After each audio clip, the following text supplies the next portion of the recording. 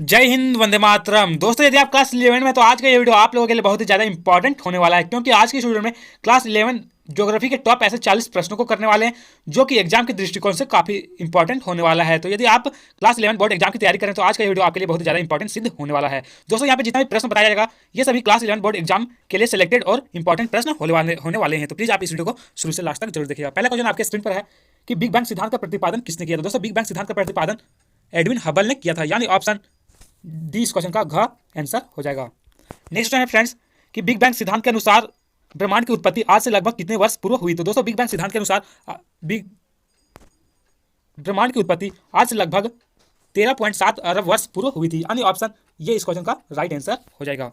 Next question friends कि पृथ्वी से सूर्य की औसत दूरी कितनी है। तो दोस्तों, पृथ्वी से सूर्य की औसत दूरी है वो है 14.96 करोड़ किलोमीटर, यानी ऑप्शन सी इस क्वेश्चन का राइट आंसर हो जाएगा।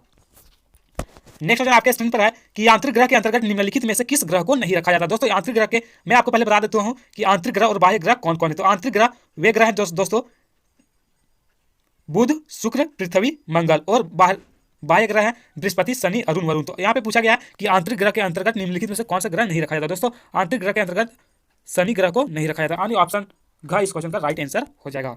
नेक्स्ट क्वेश्चन 5 में दिया गया कि निम्नलिखित में से किस युग को डायनासोर युग कहा जाता है। दोस्तों, डायनासोर युग जुरासिक युग को कहा जाता है, यानी ऑप्शन ग इस क्वेश्चन का राइट आंसर हो जाएगा। अगला क्वेश्चन आपके स्क्रीन पर है कि पृथ्वी पर जीवन आरंभ आज से लगभग कितने वर्ष पहले हुआ था। दोस्तों, पृथ्वी पर जीवन आज से लगभग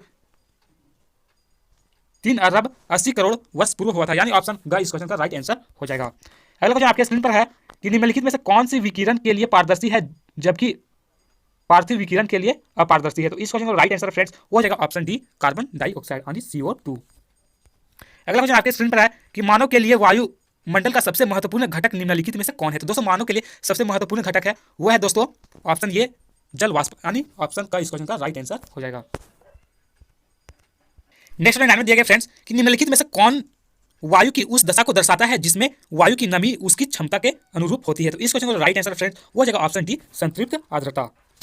नेक्स्ट क्वेश्चन 10 में दिया गया है कि पृथ्वी की लगभग 50% वनस्पति प्रजातियां किस प्रकार के वन में पाई जाती है। दोस्तों, पृथ्वी पर 50% जो वनस्पति है वो उष्ण कटिबंधीय वर्षा वन में पाई जाती है, यानी ऑप्शन ग इस क्वेश्चन का राइट आंसर हो जाएगा। नेक्स्ट क्वेश्चन है कि संकटापन्न पौधों और जीवों की प्रजातियों तथा उनके संरक्षण के लिए रेड डाटा सूची किसके द्वारा जारी किया जाता है। तो दोस्तों, ये जो सूची है वो जारी किया जाता है राष्ट्रीय श्रम संगठन, यानी ऑप्शन ग इस क्वेश्चन का राइट आंसर हो जाएगा। नेक्स्ट क्वेश्चन है फ्रेंड्स कि जैव विविधता का संरक्षण निम्नलिखित में से किसके लिए सर्वाधिक महत्वपूर्ण है। तो दोस्तों, जैव विविधता वो जंतु और पौधों के लिए सर्वाधिक इंपॉर्टेंट है, यानी ऑप्शन ग इस क्वेश्चन का राइट आंसर हो जाएगा,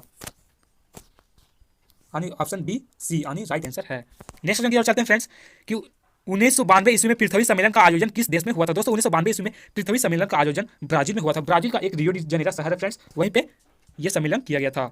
नेक्स्ट क्वेश्चन की ओर चलते हैं कि भूगोल धरातल के विभिन्न भागों में कारणात्मक रूप से संबंधित तथ्यों में निम्न भिन्नता का अध्ययन करता है, यह कथन किनका है। तो दोस्तों, यह कथन है वो है अल्फ्रेड हेटनर, यानी ऑप्शन घ इस क्वेश्चन का राइट आंसर हो जाएगा।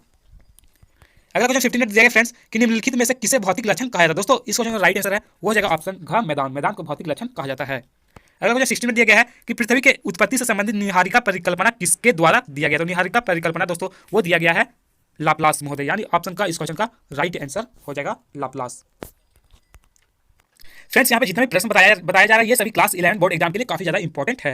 नेक्स्ट क्वेश्चन 17 में दिया गया है कि खगोलीय दूरी मापने की इकाई निम्नलिखित में से कौन है। तो दोस्तों, खगोलीय दूरी मापने की इकाई वो है ऑप्शन ये प्रकाश वर्ष, यानी ऑप्शन ये इस क्वेश्चन का राइट आंसर हो जाएगा प्रकाश वर्ष। नेक्स्ट क्वेश्चन दिया गया फ्रेंड्स 18 में कि कौन सा भूकंपीय तरंग तरल एवं ठोस दोनों में गमन करती है। तो दोस्तों, वो है इस क्वेश्चन का राइट आंसर है वो हो जाएगा ऑप्शन ये पी तरंग। दोस्तों, पी तरंग एकमात्र ऐसा तरंग है जो कि ठोस और द्रव दोनों में गमन करती है, यानी पी इस क्वेश्चन का पी तरंग राइट आंसर हो जाएगा।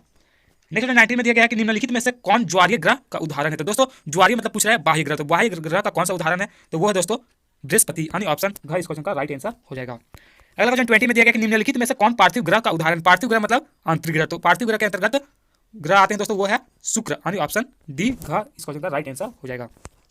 अगला क्वेश्चन 21 में दिया गया है कि पृथ्वी की उत्पत्ति आज से लगभग कितने वर्ष पूर्व हुई थी। दोस्तों, पृथ्वी की उत्पत्ति आज से लगभग 4.6 अरब वर्ष पूर्व हुई थी, यानी ऑप्शन घ इस क्वेश्चन का राइट आंसर हो जाएगा। अगला क्वेश्चन आपके स्क्रीन पर है कि पृथ्वी की त्रिज्या कितनी है। दोस्तों, पृथ्वी की त्रिज्या है वो 6370 किलोमीटर, यानी ऑप्शन का इस क्वेश्चन का राइट आंसर हो जाएगा। नेक्स्ट क्वेश्चन फ्रेंड्स कि भूकंप की तीव्रता किस स्केल से मापी जाती है। दोस्तों, भूकंप की तीव्रता मापी जाती है वो रिक्टर स्केल से मापी जाती है, यानी ऑप्शन का इस क्वेश्चन का राइट आंसर हो जाएगा रिक्टर स्केल। नेक्स्ट क्वेश्चन की ओर चलते हैं फ्रेंड्स कि ग्रेनाइट किस प्रकार के चट्टान का उदाहरण है। दोस्तों, ग्रेनाइट अग्नि चट्टान का उदाहरण है, यानी ऑप्शन का इस क्वेश्चन का राइट आंसर हो जाएगा। फ्रेंड्स, यदि आप इन सभी प्रश्नों का आंसर जानते हैं तो प्लीज कमेंट बॉक्स में कमेंट करके जरूर लिखेगा। अगला क्वेश्चन 25 में दिया गया है कि संवहन तारा सिद्धांत का प्रतिपादन किनके द्वारा किया गया। तो दोस्तों इसका प्रतिपादन किया गया आर्थर होम्स, यानी ऑप्शन का इस क्वेश्चन का राइट आंसर हो जाएगा। नेक्स्ट क्वेश्चन 26 में दिया गया है कि सागरीय अधस्थल विस्तार का सिद्धांत किनके द्वारा दिया गया। तो वो दिया गया है दोस्तों ऑप्शन सी, इस क्वेश्चन का राइट आंसर हो गया हैरिस हेस, यानी ऑप्शन ग इस क्वेश्चन का राइट आंसर है हैरिस हेस। नेक्स्ट क्वेश्चन 27 में दिया गया है कि मैग्मा के ठंडा होने से किस प्रकार के चट्टान का निर्माण होता है। तो दोस्तों मैग्मा के ठंडा होने से अग्निय चट्टान का निर्माण होता है, यानी ऑप्शन का इस क्वेश्चन का राइट आंसर हो जाएगा। अगला क्वेश्चन आपकी स्क्रीन पर है कि संगमरमर किस प्रकार के चट्टान का उदाहरण है। दोस्तों संगमरमर वो है कायांतरित चट्टान का उदाहरण, यानी ऑप्शन का इस क्वेश्चन का राइट आंसर हो जाएगा। अगला क्वेश्चन दिया गया 29 में कि प्रादेशिक उपागम का प्रवर्तन किस भूगोलवेत्ता द्वारा किया गया था। तो दोस्तों इस क्वेश्चन का राइट आंसर है वो जाएगा ऑप्शन ये कॉल रिटर, यानी ऑप्शन का इस क्वेश्चन का राइट आंसर है। नेक्स्ट क्वेश्चन 30 में दिया गया फ्रेंड्स कि क्रमबद्ध भूगोल किसके द्वारा प्रवर्तित किया गया था। दोस्तों क्रमबद्ध भूगोल वो हम्बोल्ट के द्वारा प्रवर्तित किया गया था, यानी ऑप्शन का इस क्वेश्चन का राइट आंसर हो जाएगा। अगला क्वेश्चन 31 में दिया गया है कि भूगोल के किस उपागम विधि के प्रकरण विधि भी कहते हैं। तो दोस्तों इस क्वेश्चन का राइट आंसर है फ्रेंड्स वो हो जाएगा ऑप्शन का प्रादेशिक उपागम, यानी ऑप्शन का इस क्वेश्चन का राइट आंसर हो जाएगा। नेक्स्ट 32 में दिया गया फ्रेंड्स कि समुद्री मार्ग से पृथ्वी की परिक्रमा करने वाला प्रथम नाविक कौन था। दोस्तों समुद्री मार्ग से पृथ्वी का परिक्रमा करने वाला प्रथम नाविक था वो था मैगलन, यानी ऑप्शन का इस क्वेश्चन का राइट आंसर हो जाएगा। अगला क्वेश्चन 33 में दिया गया है कि पृथ्वी की आंतरिक संरचना में मध्यवर्ती परत किस नाम से जाना जाता है। तो दोस्तों इस क्वेश्चन का राइट आंसर फ्रेंड्स हो जाएगा मेंटल, यानी ऑप्शन बी इस क्वेश्चन का राइट आंसर हो जाएगा मेंटल, पृथ्वी की मध्यवर्ती परत के नाम से जाना जाता है। अगला क्वेश्चन 34 में दिया गया है कि भू संचलन किससे उत्पन्न होता है। तो दोस्तों भू संचलन पृथ्वी की आंतरिक शक्तियां से उत्पन्न होता है, यानी ऑप्शन घ इस क्वेश्चन का राइट आंसर हो जाएगा पृथ्वी की आंतरिक शक्तियों। नेक्स्ट क्वेश्चन 35 में दिया गया है कि ज्वालामुखी और भूकंप किस प्रकार की क्रियाएं हैं। दोस्तों ज्वालामुखी और भूकंप आकस्मिक क्रियाएं हैं, यानी ऑप्शन ख इस क्वेश्चन का राइट आंसर हो जाएगा आकस्मिक। अगला क्वेश्चन 36 में दिया गया है कि वायुमंडल में सर्वाधिक मात्रा में कौन सी गैस पाई जाती है। दोस्तों वायुमंडल में सर्वाधिक मात्रा में नाइट्रोजन पाया जाता है, और कितना पाया जाता है तो 78.8%। और ऑक्सीजन की बात करें दोस्तों तो ऑक्सीजन 20.93% पाया जाता है, यानी 21%। नेक्स्ट 37 में दिया गया है कि सभी प्रकार की मौसमिक घटनाएं वायुमंडल की किस परत में घटित होती है। तो दोस्तों सभी प्रकार की जो मौसम घटनाएं हैं वो क्षोभ मंडल में घटित होती है, यानी ऑप्शन ये इस क्वेश्चन का राइट आंसर हो जाएगा। अगला क्वेश्चन 38 में दिया गया निम्नलिखित में से कौन वर्षण के अंतर्गत शामिल नहीं किया जाता है। दोस्तों वर्षण के अंतर्गत संघनन शामिल नहीं किया जाता, यानी ऑप्शन का इस क्वेश्चन का राइट आंसर हो जाएगा संघनन। अगला क्वेश्चन 39 में दिया गया है कि विश्व पर्यावरण दिवस कब मनाया जाता है। दोस्तों विश्व पर्यावरण दिवस 5 जून को मनाया जाता है, यानी ऑप्शन का इस क्वेश्चन का राइट आंसर हो जाएगा 5 जून। अगला क्वेश्चन 40 में दिया गया है कि निम्नलिखित में से कौन जीवमंडल को प्रदूषित कर रहा है। तो दोस्तों जीवमंडल को प्रदूषित कर रहा है वो कर रहा है औद्योगिक विकास, यानी ऑप्शन का इस क्वेश्चन का राइट आंसर हो जाएगा। दोस्तों इस तरह और भी सभी सब्जेक्ट का एमसीक्यू क्वेश्चन यदि आप जानना चाहते हैं तो आप इस चैनल के प्लेलिस्ट में जाकर के वीडियो देख सकते हो। वीडियो कैसा लगा प्लीज आप सुंदर से हाथों से कमेंट करके जरूर लिखिए, और यदि चैनल पर पहली बार है तो प्लीज चैनल को सब्सक्राइब करके बेल आइकन बटन पर प्रेस कर ले।